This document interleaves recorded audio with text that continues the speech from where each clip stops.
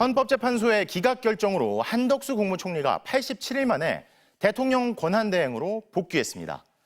헌재가 비상계엄에 대한 판단을 명시적으로 하지 않았기 때문에 국회가 선출한 헌법재판관 후보를 임명하지 않았다는 탄핵 소추 사유에 대한 의견이 눈길을 끌었는데요.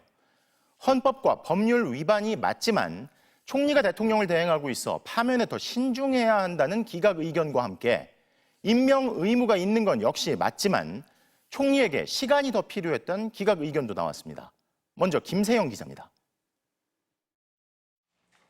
헌법재판소가 한덕수 국무총리에 대한 국회 탄핵 청구를 기각했습니다. 주문, 이 사건 심판 청구를 기각한다.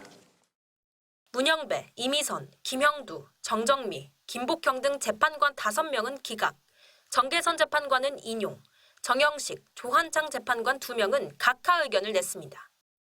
기각 의견을 낸 5명 중 4명은 한 총리가 국회에서 선출된 조한창, 정계선, 마은혁 재판관 후보자의 임명을 보류한 것이 헌법, 법률 위반에 해당한다고 분명하게 밝혔습니다. 국회가 선출한 3인을 재판관으로 임명하지 않겠다는 거부 의사를 미리 종국적으로 표시함으로써 헌법상의 구체적 자기 의무를 위반하였습니다. 하지만 파면할 만한 잘못이라고 판단하지는 않았습니다.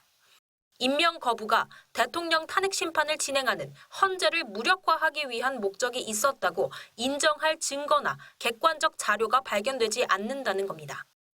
관심을 모았던 한 총리의 12.3 비상계엄 공모와 묵인, 방조 의혹에 대해서도 재판부는 파면 사유로 삼지 않았습니다. 다수의 재판관들은 한 총리가 계엄 선포의 절차적 정당성을 부여하기 위해 적극적 행위를 했다고 인정할 증거나 객관적 자료는 찾을 수 없다고 했습니다. 한 총리 측이 절차상 문제로 제기한 의결 정족수에 대해선 국회 손을 들어줬습니다. 헌재는 국무총리는 대통령과 확연히 구분되는 지위라며 본래 신분상 지위에 따른 의결 정족수를 적용하는 게 타당하다며 151명 이상으로 탄핵소추가 가능하다고 판단했습니다.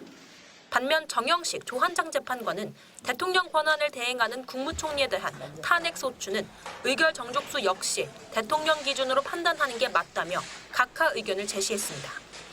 헌재 결정으로 한 총리는 87일 만에 대통령 권한 대행에 복귀하게 됐습니다. 우선 헌법재판소의 현명한 결정에 감사드립니다.